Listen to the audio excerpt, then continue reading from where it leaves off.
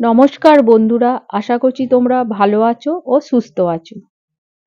আজকে তোমাদের সাথে এমন একটা সবজির রেসিপি শেয়ার করব যেটা শীতকাল ছাড়া পাওয়া যায় না।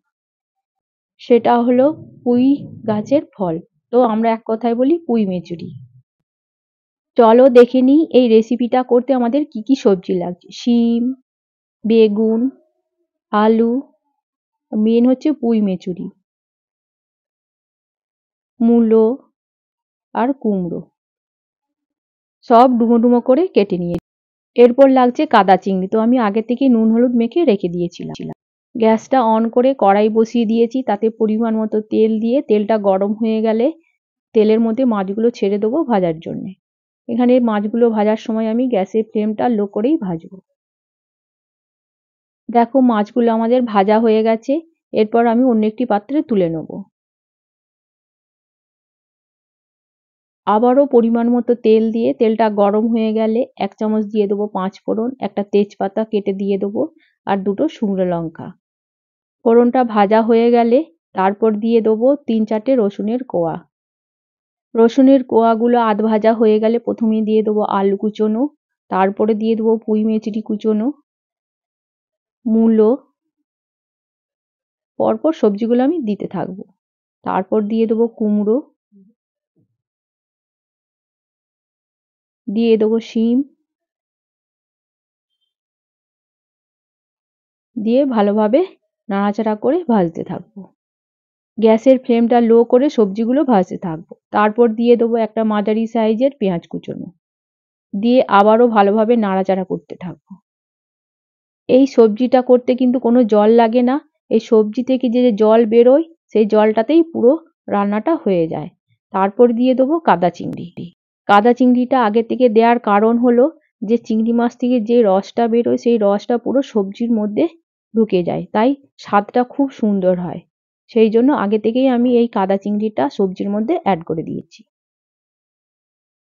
সব শেষে দিয়ে দেবো বেগুন।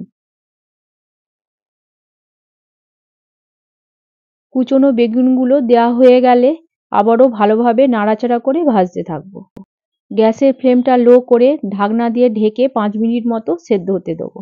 সবজিটা ততক্ষণে সেদ্ধ হোক, আমি মশলাটা তৈরি করে নেবো। তো আমি গ্রাইন্ডারের মধ্যে 2 চামচ সাদা সর্ষে, 1 চামচ গোটা জিরে দিয়ে ভালোভাবে গ্রাইন্ড করে বেটে নেবো। দেখো আমাদের সর্ষে আর জিরেটা বাটা হয়ে গেছে। 5 মিনিট পর ঢাকনাটা খুলে আবারও ভালোভাবে নাড়াচাড়া করে নেবো। নাড়াচাড়া করে ভাজতে থাকবো।